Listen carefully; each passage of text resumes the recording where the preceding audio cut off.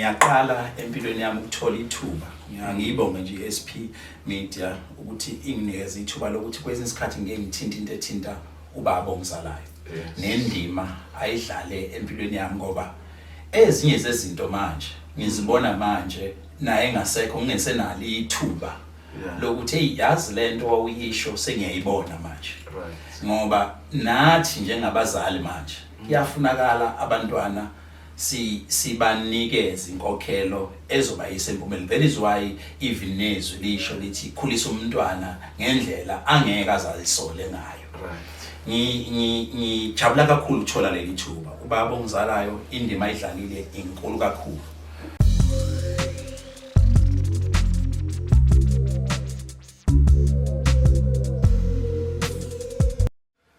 Mbukela ngikubingelele ekhaya namhlanje kuyintokozo ukuthi sihlezi lesakhamuzi sokuqala sawo1 103 okubaba ukhansela uLinda Mchunu. Bacinga na ngikubingelele ngibonge kakhulu baba ngesikhathi sakho. Ngiyazi ukuthi uyindoda ebusy kakhulu. Wonke umuntu ufuna nje sathi angathola isilayisi sakho. Sizwe la sihloniphekile ukuthi ufike namhlanje sizothi nje ukuxoxisana. Mhlawumbe ngikunike nje mfethu ithuba ubingelele mhlawumbe bese nje usibeke esithombeni ukuthi ngiyabela masikhuluma ngoLinda Mchunu singathi ungubani. Ngibonga kakhulu baba uKhwala. Ngibonga nje nokuthi ngithole leli thuba ngizokwazi ukuthi nami ngizokhuluma nani ngikhulume nanomphakathi. Ithuba elinjena ke lingazivele ngiyabingelela kakhulu ngibingelela kini nonke. Ngizobingelela nje nanokuthi ngithola ithuba elihle kangaka lokwazi ukuchaza ngoba ithuba umuntu uhleze egijima bakukwala kodwa gijime uthola ukuthi akukho la ukwazi ukubuchaze khona ukuthi ngigijima nje kangaka ngiqonde phi ngenzani kwenzakalani kodwa mase ngithola ithuba lokuhlala phansi ngikwazi ukuyichaza kungijabulisa lokho kakhulu mhlambe nje ukuya mhlabele emgama nje nguLinda ngowakamchunu manje sengine igama elisho ukuthi ngukhansela kodwa nje ngumfana wasendaweni ngaba umfana ngakhula ngaba umnumzane nguLinda ngowakamchunu kithi nje kusesigodini kaMandinda la ngizalwa khona la ngikhulele khona abaningi abangaziyo ngingasho nje kanjalo okwamanje. Mhlawumbe mancingwane just ukubeka nje ababukeli bethu ukuthi ingabe ubhuti Linda abanye bamazi kanjani usushilo uvela kaMandinda mhlambe ungabe uzalo ubani uzakhona abafowabo dadewabo nje just nje ifamily setup la uzalwa khona imi kanjani ngafuthi umacingwane ushadelwe yini hey fanele sibuze lembuzo abantu babe sesithombeni. Ngiyabonga kakhulu umphephetwa uma uyiso uphinde ube semphakathini kufuneka ucace nje izinto zakho ukwazi ukuzicacisa angikusho lokho ngizalwa intombi yaseMantusini ukhethiwe waseMantusini wase eshada nobaba uJoseph ugcino kwakhe umfundisi ikhansela saseke eba nenhlanhla ke ukuthi abe nezingane eziyishumi. Yes abe nezingane eziyishumi singabafana ke ekhaya ngokomthetho sasingabafana abayisithupha thina bese ke ukuthi ke base beyadlula ke abanye thina ke nje manje sisele sabafana abayisihlanu mina ngiphakathi nendawo ngokomthetho kodwa ke ngizoqala nje phezulu ngoba udadewethu omdala uThulisile owadlula emhlabeni naye bese ukuthi olandelayo kubeke uSipho benosiphiwe kwabangamawele lawo kakhulukazi ke abanye ke bamazi kakhulu uSipho oThumbitsho wadlulela khona esitobhini kaMandinda eshayiswa imoto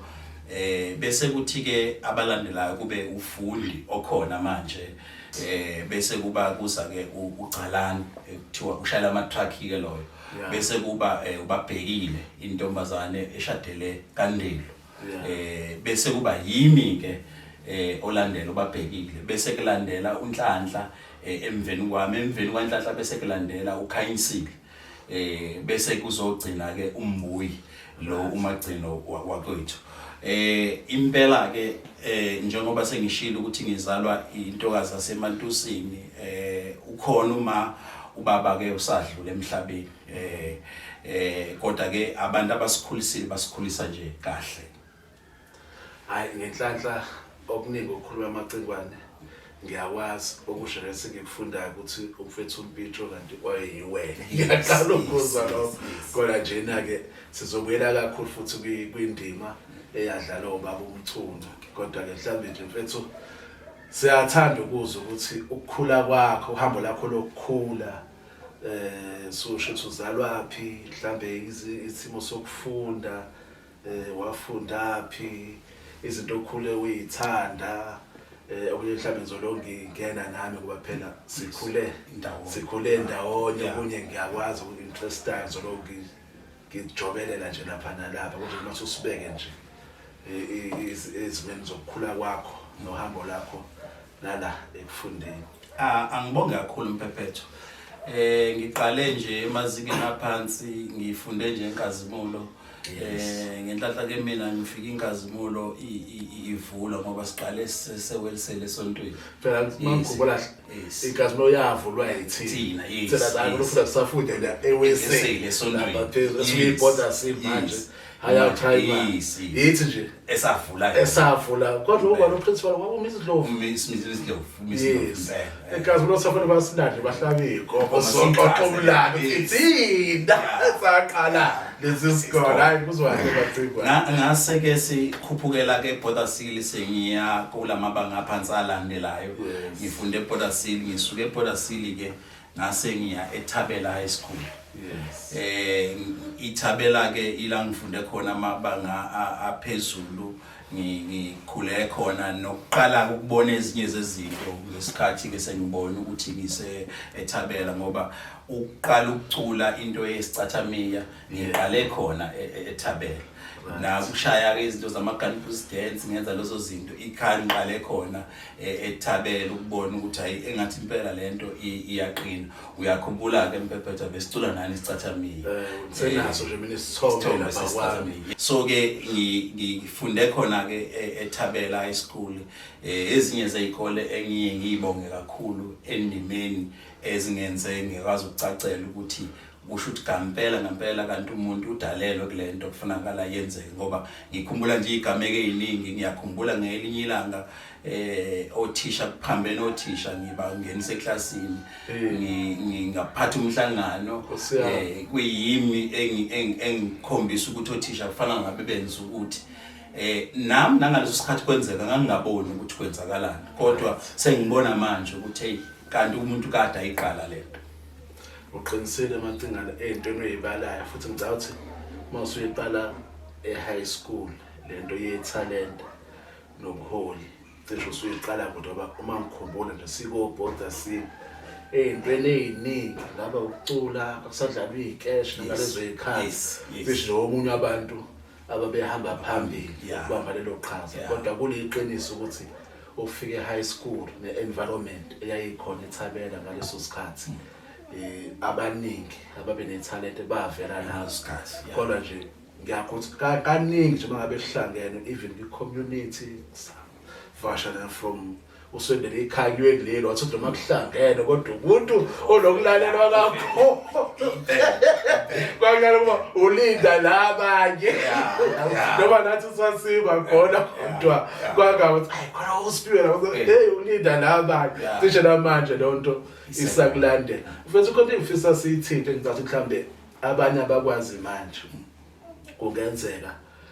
bangalazi leside lakho mina ngathi ngisho ukuthi ngokukhula sivela kamanje nasomakhelwane lezi ikolo ezibalayo sonke sihambe kuzona ngiyafisa mfethu ukuzwa le abanye bethu bakuthatha njengomuntu onetalent nje italent makuza kuma stage play noma engasandile manje futhi ezayikhathi nje mina ngiyakhumbula uhamba phambili ngiyakwazi kuyindimini yokucula umuntu oculayo umuntu okwaphatha futhi ama-choir group asebenzisana nabanye ngiyakhumbula even lapha ekhaya kwamculo kusekhona indlela yesonto kwakuhlala kunama-concerts you're always there mhlawumbe nje mfethu ukusibeka abanye ke kuze kube manje ukuthi ama-moves akho okudansa ukuthi spacing esiluphayo lapho kodwa soyithola ivideo yakhe esiyifaka la kodwa la ushaya khona ama-movies thatha ikoleki la kodwa uzolandelela khona nje akusitshele ukuthi ngaleyo ngxenye nje yakho ukukhula kwakho lento yethalente mina ngendlela namanje mina ngisanethemba futhi lokuthi uNkulunkulu usazolivula ithuba lokuthi ithalente lakho eliningi lihambe sikubone mhlawumbe la TV sithi uma sivula nje iTV noma uzalo noma imiphi eminye emidlalo sithi nangu uma usuyikhehle noma umthandazo wabo nje ungafi mfowethu ungabe le ngxenye le yethalente singayibona ukuthi akusibeke nje ukuthi lento yakho ukudevelopa kwethalente mhlawumbe namakhona abantu ababegruma mhlawumbe ohambweni lakho manje indima okuyidlalayo ngiyibona organize ama-event ngiyibona kuma-cans uthola nje unakho ukurecognize into enethalente nehlolayo ngiyafisa ngoba ngobuza lo mbuzo ngoba mina ngilimithekile ngiyazi uwadwa no3 ubanzi kodwa ke mina exposure kunayo eyalabo qade news khona mawuza ngabantu abasha abanethalente ngiyafisa nje ukuza umuzi wakho nemicabango yakho nezinhlelo mhlambe wena develop ithalente nokuthi uma ubheka abantu abasha kule ndima nje yaka arts and culture ubona kanjani. Hey babugwala uthinta kumina into engithinta kakhulu futhi ke iyona into engiye ngithi ngiye noma ngikhuluma neoffice lami ngithi angifisi ukuphuma even ebukanzeleni ngingagxilanga kakhulu kulezi zinto ngoba iyona into ephila kimina le uma uthinta le yokusheshe kuvele ikhono nokuthi kwazi ngoba iqinisele imsulwa ngiqale kunekhwaya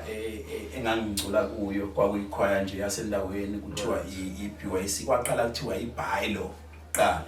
yashintsha ke ngokubuka ukuthi hayi lo kodwa si league organization akusiyona ileague lena esikuyo kodwa akube iBYC kube iBothasili Youth Choir. Okay yathi uthishona ngiyazi impela lesilapho youth choir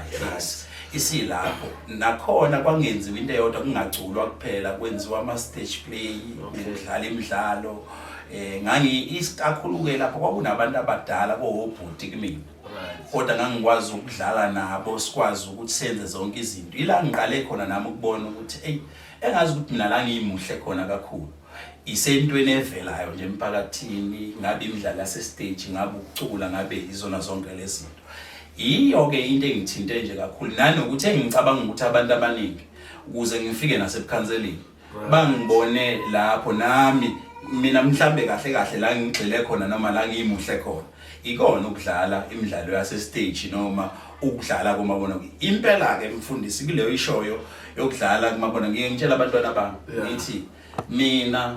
noma ngingaphuma ebukhanseleni mhlambe ngiyilanga ungangibona kusasa sengidlala ku TV ubone futhi uthi engathi la impela eguti khona la so nje yona ke into engithinta kakhulu nanokuthi ke nginawo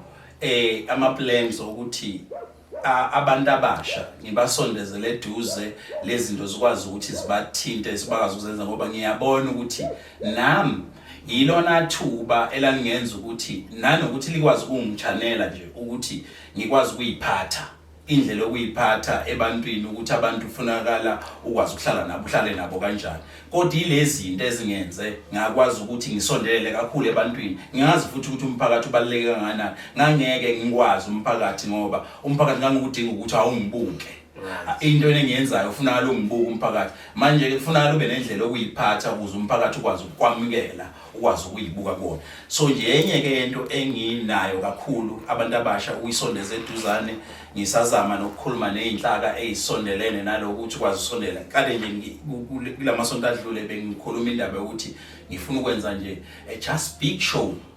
la sizo khona wonke umuntu even abantu abadala nababecula kuqala ababenza izinto ezithile bezokwenza khona ngize ngathi kubona ngiyocela ngcono mhlambe kube isithuba sasebusuku ngoba siba side kakhulu esasemini suke sibe sifishane la bezokwazi ukuyiveza khona nathi siveza ukuthi sasenza njani thina kuqala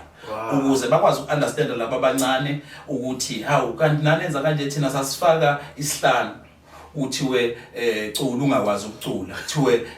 jive dansa ungakwazi ukudansa kodwa inkinga imali efakiwe funa wena ufake enye imali ngaphezulu kwalo mhlawumbe ufaka 60 cent ukuze ukwazi ukushintshisa lo so ezinye izinto esasivela ngazo ke lezi kwesinye isikhathi uthola ukuthi umunye amahloni kodwa mase kufaka imali uyayenza into ubonza ukuthi kulento so iyona ke indawo engiqhamuke kuyona ngakwazi ukubona engeke futhi ngiyishiye ukuthi mase kufanele abantu abasha senginethuba mina sengisemandleni ukuthi bakwazi ukuvela abantu abasha ukuthi nali ikhono la lingakhona ngoba likhona ikhono mfundisi ngeke ngikhohlise likhona ikhono ngilibone nakimi ikhono.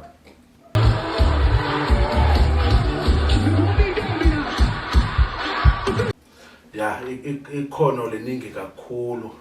kubantu abasha even abantu abadala kuyangijabulisa nje lokho kushoyo ukuthi into eyibophezela ukuthi vele yenzeka kodwa ayikhule nokuthi akuyona into evaleleke kulesi sikhathi ngoba nakho sayikhansela ngafika kudlule kodwa isidingo sabantu nethalente nento ekuwena into ofanele iqhubeke njalo isetshenzwe. Umlaleli ke uyamuzwa ukukhansela ukhuluma ukuthi usafuna nje ukwenza imbizi enkulu umhlangano omkhulu la abantu abadala nabancane beyokhombisa ithalente.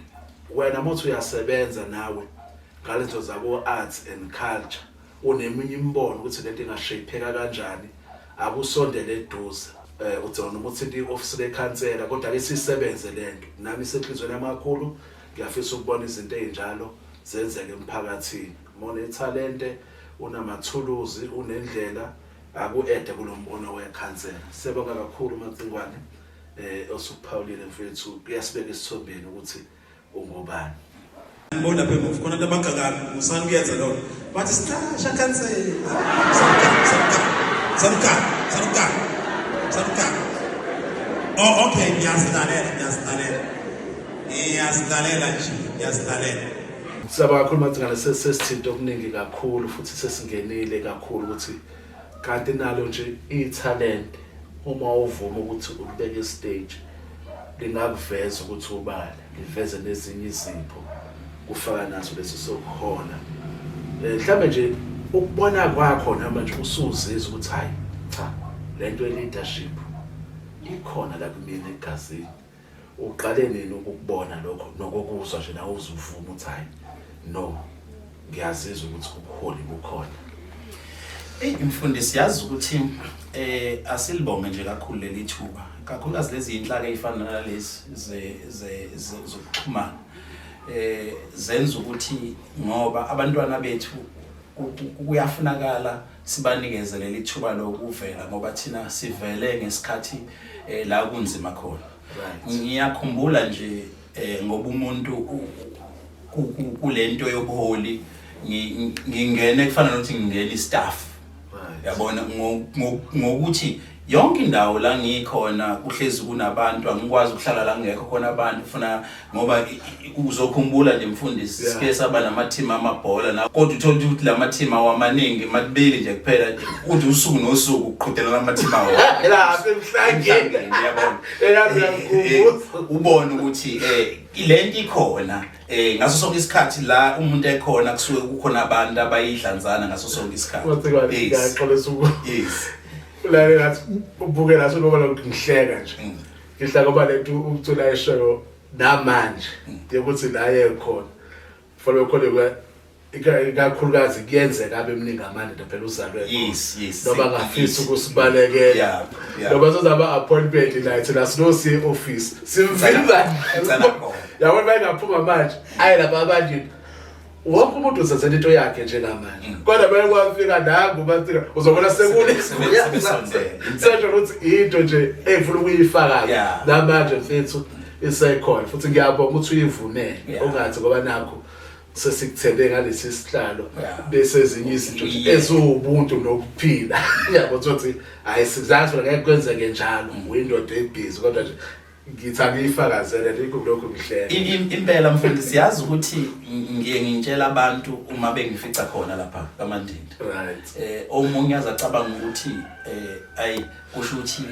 ngempela isikhathi unaso kanti nami la ngifike ngehlise khona umthwalo wesisindo engisuke nginaso uma ngina neke ngiyangakithi ngihleli nayo ngoba sikwazi ukuxoxa kahle ngikwazi ukumtshela omunye mawuthi hayi uyaganga wena ukuthi akufani noma uma sengibhekene nomphakathi as much as nabo kusuke kuumphakathi kodwa ukuhlala khona kuyangenza ukuthi nami ngikwazi ukucabanga kahle ingqondo yami ikwazi ukusebenza kahle ngendlela eyikhona kuyasho ukuthi ila impande zami nami zikhona nami la ngibone khona ukuthi hayi kusho ukuthi ngiyakwazi ukuhola abantu ngoba ngila mhlambe ngiyafuna ukubuyela kuyona mfundisi ukuthi kutheke ngezikhathi lezi eza early nje ngaba 90s ngiqala nami kusho ukuthi ngalesi sikhathi uqala into yepolitiki futhi ikwazi ukungenelela ubone ukuthi ngiyakhumbula phela lezo izikhathi kwakushubile kushube kakhulu sangena into yepolitiki kodwa kunezinto eziningi evara yes ubulawala leso sikhathi ele 90s nje kwakuzakhumbula lezo zikhulu esasinzima uyakhumbula ukuthi kwakuze kuthiwe la kwakuthiwa kunenje nemlenze emithathu maye kwathiwa nansi nje akubaleka kodwa igcina ingabonakala ngisho ukuthi sisele class kuyafunda sijela manje sesiyadlula be20 sesiyajoin asalotsikiwa ibheke obuya sekubuya kufunakala abafana akuza abafana uthi uyazibuka ubone ukuthi kahle kahle inzima le yabona uqhubeka abazikwana ukuthi ukukhubuza phela isikhathi sonke siyabona esasikusona esasisibona manje sesisibuka ngenye indlela ukuthi lento yayingena yayenziwa nana kuba sasingaqondi thina kodwa siqonde ngoba sesikuya ngokukhulu ukuthi kanti kwakwenziwa lento so ke ilapho umuntu aqale khona ukubona ukuthi hayi ubuholi bukhona ngoba la kuhlangene khona abantu uqale ukwazi ukuhlanganisa abantu ubone ukuthi kwenzeka kanje nakuba singenayo into ephelele yokuthi hayi ikuphi la kufanele singakhona kodwa uhamba ulalela uhamba uhlangana nabantu uzubona ukuthi hayi nabu ukusho ukuthi ubuholi mawusukwazi ukukhuluma nabantu bakulalela ila uqala khona bese wonke umuntu athi hayi wena kufanele ukukhulume nabantu ngoba wena uyizwakala mhlawumbe lokho ke mhlawumbe ngingaqala khona I know it's iyezwakala ukuthi mana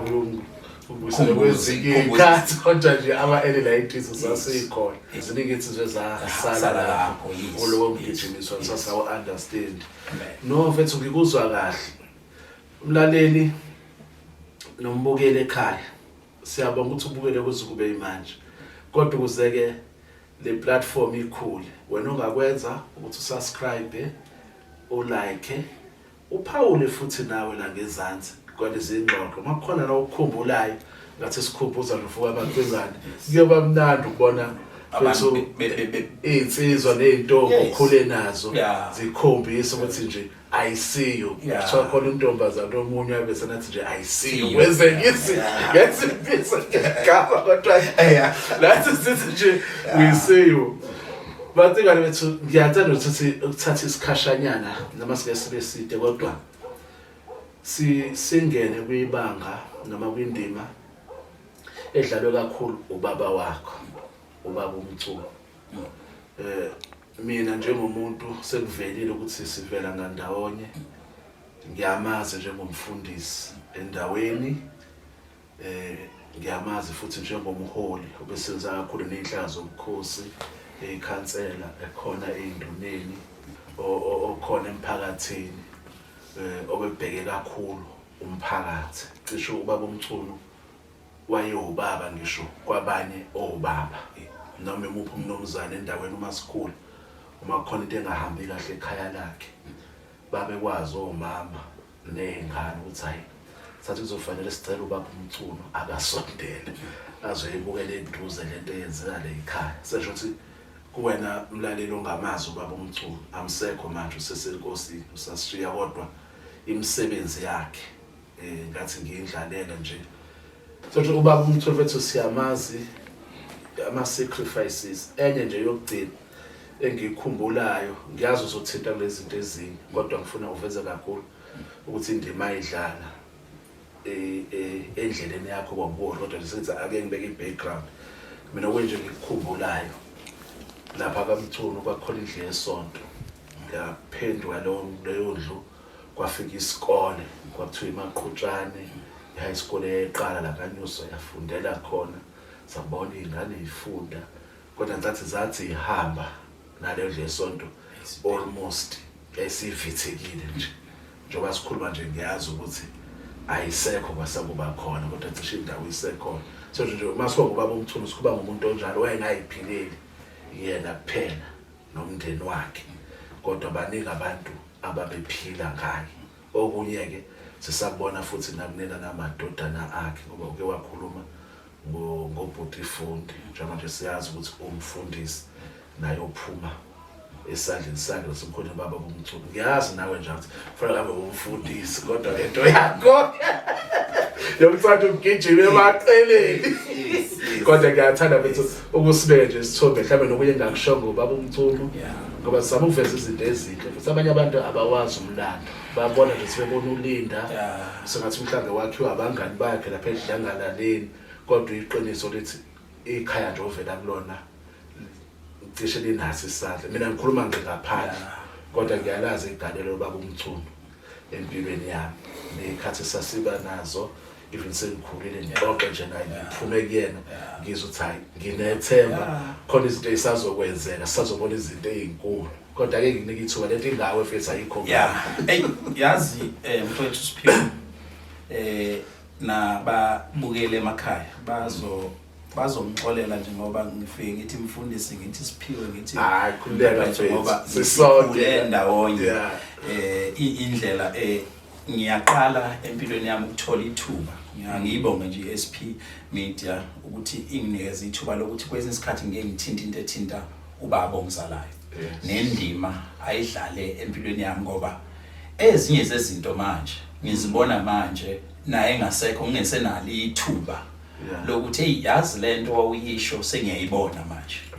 ngoba nathi njengabazali manje kuyafunakala abantwana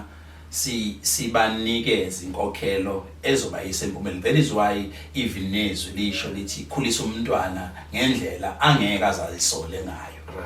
Ngijabula kakhulu ukuthola leli thuba. Ubaba ongizalayo indima ayidlalile inkulu kakhulu. Ngesikhathi eyidlala ke mfundisi sasifana nabantu abagainst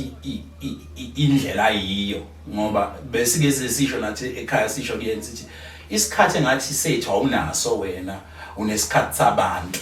sengikubona kimi namhlanje ukuthi lezi zinto ziyenzeka ngoba bagcina abantwana ekhaya bacabanga ukuthi isikhathi esiningi yileso sichitha ngabantu becabanga ukuthi ibona abantu kuphela abanendawo kanti wonke umuntu usuke ubheke kuyena.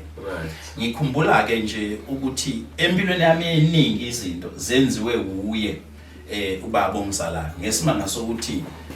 mfundisi ubaba uqale umfundisi ngivule nje mina amehlo esewumfundisi wasenkonzweni yeZayoni kuumuntu abazalwane ukhumbule ukuthi mangabe umfundisi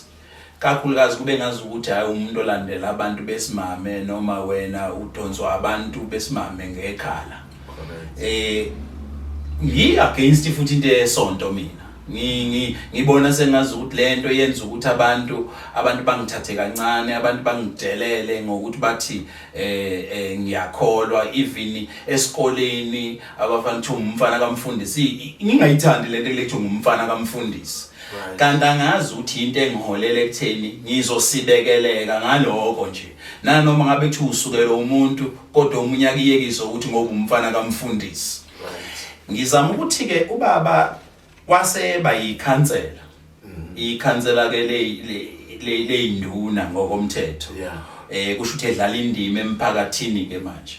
ingakho ke kuze kufika sekutheni anikele ngekithi qobo ukuthi isikole ngoba mabe zama indlela ukuthi akwakhiwe ihigh school endaweni yangakithi eMondini kwacaca ukuthi abakwazi bathola isikole bengasiqalile isikole ukuthi akufundwe kusona kwaphoqeleka ukuthi ke manje akube yikithi ke ekhaya around babe u4 bese kuba indle enkulu kube yindle eyiseceleni yayine garage yonke ikithi laba isikole ababeze bathi ke esikoleni ngisafunda eThabela bethi hey uba eli ngoba uvuswa izingane wena uye esikoleni ngoba ngiyakhumbula impela indlela engangilala kuyo kwakuyiclass. Sure. Mangiphuma nje mina usale ingane ikwazi ukufundela bazokhumbula abaningi. Ngiyathemba ngoba vele abantu abafunda emaqhutshana bazokhomenta bakutshela ukuthi iqinise limsulwa leli. Ngikhumbula nje esinye isigameko sasenzeka mfundisi ekhaya kwakunenkomo. Inkomo yasekhaya yaphonseka emseleni. Kwathunywa ingane zafike bayibulala siyadliwa. Ngiyafika nje ekhaya kunedili lenkomo umcimbi udliwe. Uyayazi into yekhengi yesikole bejabulele lokho. Kodwa nje ngifisa kakhulu ukuthi indima eyenzo ubaba ngoba ngaleso sikhathi sasikhala sikhalela ukuthi naki kithi liphenduka isikole. Kodwa namhlanje siyabona ukuthi ubaba indima oyidlala engakanani. Ngiyafuna ke futhi ukusho umfundisi lo ukuthi indima yadlala ubaba ukungikhombisa nje ukuthi nokungilalela ke ngoba yabo leyo ishoyo ngufakazi wayo ukuthi ufike nawe akhulume naye akulalele aphinde futhi akunikeze amava into nakumina wayeyenza nangendlela ayenza ngayo. Ngikhumbula nje ngelilanga wakwangivusa ekseni ngoba bengikhanda imoto mina ngumuntu oyikhandela imoto ngithanda imoto ngikhandela imoto.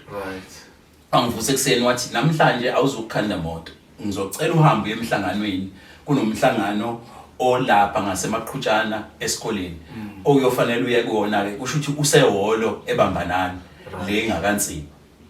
Ngibona ukuthi baba yazi babuya ngibambezela athi ahambe emhlanganweni. Mina usuku lami ngile allocate ezinye izezinto uthi yena ahambe emhlanganweni. Lapha emhlanganweni ngafika kugcwele ehholo.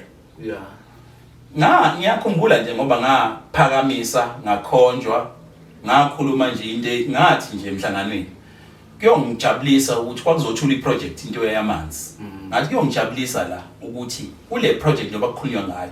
abantu bangakithi bahlomule kuyona. Kwaduma ihlombe ngashayela izandla futhi ngaphuma ngayihambela mina ngaxaka ukuthi labantu yindaba ngaphuma ngayihambela umhlanga ngaphuma ungakaphili. Ngiyakhumbula ukuthi emveni kwaloko ngase ngifuna kwakuseyikhansela uHlatshwayo. Selingifuna ke lithi lifuna ukusebenza nami ngoba libonile ukuthi ngikhaliphile ngiyawazi umphakathi. Ngifuna ukuthi ke kule ndimo oyishoyo ngoba ubaba ongizalayo even nento yokukholwa ukwazile ukusichazela ngoba mina ngibe nethuba lababa ongizalayo wangichazela ukuthi ukukholwa uma ngizokuthatha ngale ndlela yokuthi akusikona ukukholwa into engifunzwa yona. Ngizoba nenkinga ngifuna kuqala ngibe nako ukukholela ukuthi lento ikhona noma ayikho yini ukuze ngifike ekukholweni. Indima ayidlalile ke kumina yangenza ukuthi ngikwazi ukucacela ukuthi ukukholwa kanti yini. Engasayidlali njengomfundisi eyidlala njengomzali ukuthi waze wathi ke umfundisi kumina wathi yazi ukuthi ukukholwa makukufuna mntanami uyokufaka naphansi kwebhasi ukukhiphe khona ukukholwa mase kufuna athi kuyokufaka ejele ukukholwa ngoba usuke ukufuna ukukholwa wena ukubalekela ukukholwa. Ngaqala lapho ukunderstand ukuthi kahle kahle ukukholwa akusikona ukuthi ngikholela ubaba mina ngizikholelwa mina. Ngoba uzongifuna indima ke enkulu ngoba izinto ebezenza emphakathini beziyisimanga kakhulu. Namhlanje sinendawo ekuthiwa ihospice wanikela ngendawo sakhala sathi indawo yangakithi indawo yethu le indawo nathi efana ngabe sakona yena unikelela umphakathi ukuthi umphakathi awakhe ihospice la. Thina sibuka nje ngokulimala lokuthi nansi indaba isonto lelo okhuluma ngalo isonto baba ukwaze ukunikela ngalo kufika amanye amabandla azokholela. Uyacabanga ukuthi sithi nangu babebulala ibandla lasekhaya unikeza amanye amabandla ukuthi abazalwane la basonte khona la njengoba futhi usho ngoba bathi beqamba behamba abantwana besikole nesikole samba indlu yayisiphelile seyiphelile evini izindle sasihlala kuzona kufunakala kuqale phansi ke kwakhewe kuzanywe kabusha. Kodwa indima eyadlalwa uyi yabankulu kakhulu empilweni yami namanje la ngikhona ngize ngisho ngithi yazi ukuba ukhona ngabe mhlambe uyajabula ukuzibuka ukuthi nazi into engangizisho ngawo ngithi wena umuntu wabantu. Wayekasho njalo athi wena umuntu wabantu ngisho ngiyingonile ubaba ongizala wayekathi yabo nje umuntu wabantu ucabanga ukuthi abantu baphatheka kanjani uma wena wenza iphuthe nje. Wayekathi ayima ngilinganisela umfundisi athi uyazi ukuthi khona umuntu oze esontweni engezi ngoba ekholwa engezi ngoba kodwa ezophiliswa ukuthi wena ukhona nje fanele wena uze esontweni athi fanele uye esontweni ngoba khona umuntu ophila ngokuthi wena ukhona ufikile nje noma ungafika uhlabela noma ungehlabelela ngoba empilweni abantu banjalo khona umuntu ozela nje umfundisi ukuthi hayi mangibone umfundisi ukuthi usiphiwe ukhona kuphelile sengiphilile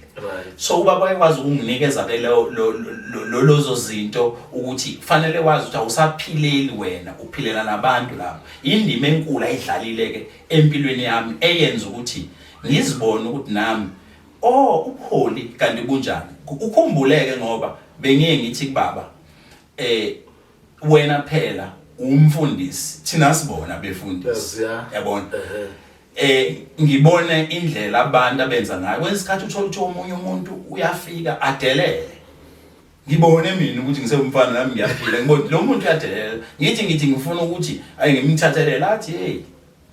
abantu lapha ufuna la wazi ukuthi abantu indlela abasebenza ngazo nendlela abenza ngayo benza noma ngabe yini kodwa wena ngoba udalelwe bona ziphathe ngendlela yokuthi ngelinye ilanga azibone iphutha lakho umuntu uzozibona kanjani iphutha uma wena uhambisana naye ngaloyo ndlela so yiloko nje mfundisi engingakubeka kakhulu Madengwane yazi uma ukhuluma nami uyangikhumbuza la ukuthi inkonzo nje mina ngikuyona manje yafika la banyuswa kwako December 92 yes suthi kumaluza from 93 kwakusontelwa khona lapha endlini yesonto yakababa uMthuni obaba uMthuni lapho ewumfundisi obishop waseZion kodwa nje indlela aye understand ngayo ukukhola nokuphila nabantu ayengenawo lento ukuthi hayi laba sathi bathe ukuhlwa kancane kunamba yabo igama lesonto lethu alifani kungenza abangijojela abazalwane kodwa nje wayevulelekile usuthi into nento mfethu ezinye nje zama project ukhuluma manje ngehospice sakhuluma nangendlela yesonto uzongicorrecta la kodwa uma ngikhumbula kahle njengamanje la kanyuswa sine sakhiwo esidume ngokuthi isonto elihle mhlambe ungazivezela kancane nje noma ungasayanga kumniningane eminingi ukuthi iqhaza eladlala obaba uMthuni ekuthaneni kokwazi ukungena lesasakhiwo kuleya indawo mhlambe nje yazi ngoba ezinye zemisebenzi le othola abantu sebadlula sesibona nje kuhle sathi besale nje kwazenzakalela kodwa kunezinto kunabantu ababeka isisekelo and mangikhumbula ubaba uMthuni ngoba insizwa eyayishisekela ukuthi kube khona isakhiwo lapha ngiyayazi ngangizwala kakhulu naye kodwa nje ngiyakhumbula ilungiselela igama lababa uMthuni langapheli nje yes yazi mfundisi cishe ngayilibala le kuyasiza lokhu ukuthi sikhule ndawonye le sasakhiwo ngenhlanhla into ayenza ubaba ongizalayo umfundisi ngangize ngisho ngithi kube kusho ukuthi wafunda ngabo waba inkinga kakhulu ngoba namanje kunezinto eziningi ezibhaliwe ezithintana nale sasakhiwo sesonto elihle elikaNgodi yonke into ngoba kuthe noma sekufika ivunguvungu zokuthi bezama ukulithatha manje lela holo lela sonto sebezama ukulithatha sasizwa into eyodwa izinto ezazibhaliwe ayikho into engabhaliwe uyabona into ehlekisayo umfundisi lapha ubhalwe laba ngazokuzoqala ukuthi ngikhumbula lento ngoba ukhumbu sizothi konje izipho ezinye ubaba uMthuni ngiyakhumbula ihospice ngiyakhumbula isonto elihle yes uyabona into ehlekisayo ngalokho uma ngafike ngikuvezela into ebhaliwe ubhalwe nokuthi umuntu owafika ngesikhathi kukhulunywa indaba yalento wafike ephethe ngisho ibhodlela likaBhiya ubhalwe naloko ukuthi usibani wayefike akasekho ngisho emhlabeni kodwa kubhaliwe phansi wafika ngalolu langa wafike wadelela wasuka uphuma nebhodlela lakhe laBhiya wahamba ngifuna ukuthi ke lesasakhiwo sase sontweni elihle kaNgqodwe kuleli holo elihle ubaba uqale ngokuthi angenele imizi nje lapha nje ngaphezulu kaNgqodwe ukuthi badonate ukhokhwe imali yokuthi ukwazi ukwakheka ukutholakala le yandawo indawo kwakuyindawo yakaNdlovu yayinechibi namanzi uzoyikhumbula lapha kunendawo sazibuye siphumude la khona wacela ukuthi akufakwe imali hambe donate ukuthi akufakwe imali ithengwe le ndawo kaNdlovu uthe isithengiwe indawo bengenayo ukuthi bazokwenza kanjani ngoba bethi bafuna kodwa kwakhiwa into enje kodwa bengenayo kanti ngenhlanhla ke kuzofika umfowethu uJali kusho ukuthi mayisefika ke kanti unawo amandla ukuthi kwazi ukwakhiwa babhala phansi futhi yonke into kwavunyelwana lesasakhiwo ngokomthetho kwesi double story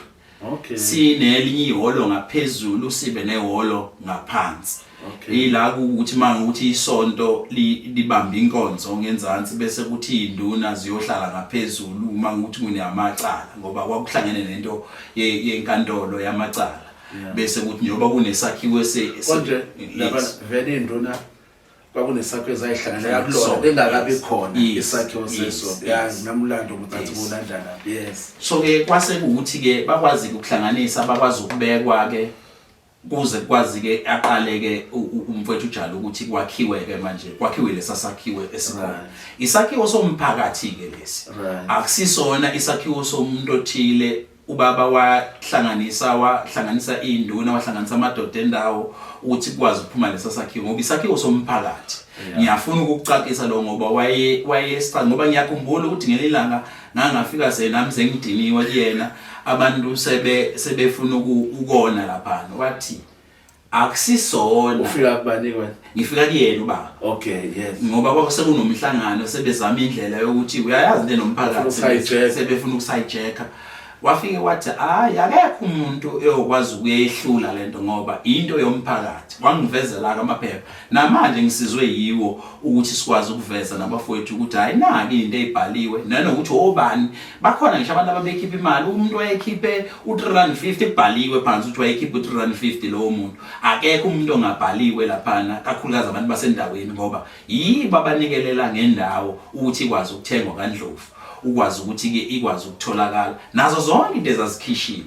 ingakho ke sinalesa sakhiwo ke sihle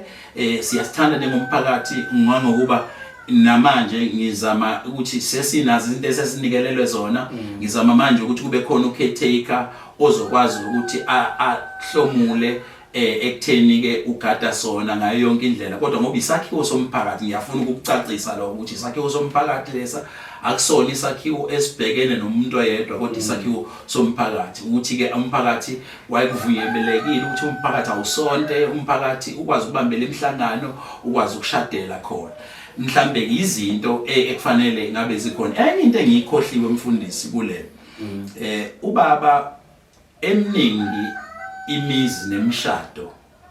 ayenzile eshadisa abantu right uyazi ukuthi uqale ubaba eshadisa acela abafundisi abathile afike beza abantu bezoshada bese cela umfundisi othile ukuthi akube uyena oshadisa kodwa kube uyena okhuluma wenza yonke into kodwa kumfundisi othile oshadisa engenayo yena imvume yokushadisa iminingi ke imizi ayakhile ngokushadisa wayekaza ayincoma athi ke yena kanaye umuntu owehlukanisile right azayincome ngaloko athi nje yena kanaye umuntu ngoba uqala abantu ngangeke ngibone wayesena neoffice ekhaya ungena abantu bahlale sidiscuss umama nobaba bahlale sidiscuss bese beyaphuma ngiyabona ngemigqibelo elandelayo sebeyashada ethi uqala ahlale nabo phansi athi akamfuni umuntu ozomphoxa right senisithathile yini isinqumo saloko ngizama nje ukuthi ke kulezi zinto ngikhumbuza zona mfundisi indima edlalwe ubaba emphakathini ayidlala nakumina njengomzali njengomholi futhi womphakathi ukubona nje ukuthi umholi womphakathi umzali futhi lo kakhulu ngoba ithuba eliningi ile lokuhlala engichazela ke nangemlando yokuthi imlando ihamba kanjani nanokuthi ke uma uhola abantu ufuna la wenze njani ukuze kube njalo Bathingwane sesithinte indaba ezinkulu nezibalekile mbukeli okwakho nje ukuthi usubscribe ulike uphawule phela lenkulu asikhuluma izinto ezinkulu umlando abaningi abangawazi mhlawumbe siyibamba lana nje okwamanje le recording sithi ukuphuza amanzi bese siyaqhubha manje sesongena kwesinye isigaba kodwa singakavali ngiyabonga kakhulu Mathingwane lokho usukubekile njengeqhaza lababa umfundisi uMchunu. Mina ngangikhona enkonzweni yomngcwabo wakhe. Inhliziyo yami nje yayilokhu ihlezi kulento yesakhiwo, ngithi kodwa njengomphakathi ungathi iqiniso asinalo iqiniso, ngoba kwaphela indlu yesonto kufunda izingane laphaya nezinye izinto nje zomphakathi, kungaba ama-concerts, kodwa kakhulu isikole sayiqeda indlu yesonto. Kunamhlanje nje ayikho. Enye yezinto engiye ngithandaze ngithi ngiyacela uNkulunkulu ngingaze ngigubhe ngibe mdala futhi ungangithatha emhlabeni lomonakalo esawenza laphaya oqeda indlu yesonto singawulungisanga. So sengiyathanda ukusho nje umphakathi siyawukweleta umphakathi wakanyuso. Ngeke sithi sikweleta umndeni wakaMchunu ngoba lento wayenze lo mphakathi, kodwa nje laphaya kulamagceke sisakweleta ukuvusa indlu yesonto njengomphakathi. So ke asixoxe naleyo, ngiyayiveza la, noma kuthiwa awuyena umuntu wayehlala ngqo sizakala ngqo kulesi sakhiwo noma ikephi lapho ukhona, ngoba usomabhizinisi, ngaba umdwebi amaplani, ungaba nama-resources, ungaba umakhe, lena ngifuna ukuyibamba nje ize kumina ngqo ungithinte, ngoba mina ngiyafisa ukubona le yandlu ivuka futhi ivuke inhle kunalokho kwakuqala. Asibonge kakhulu ke, like, subscribe and share. Thank you.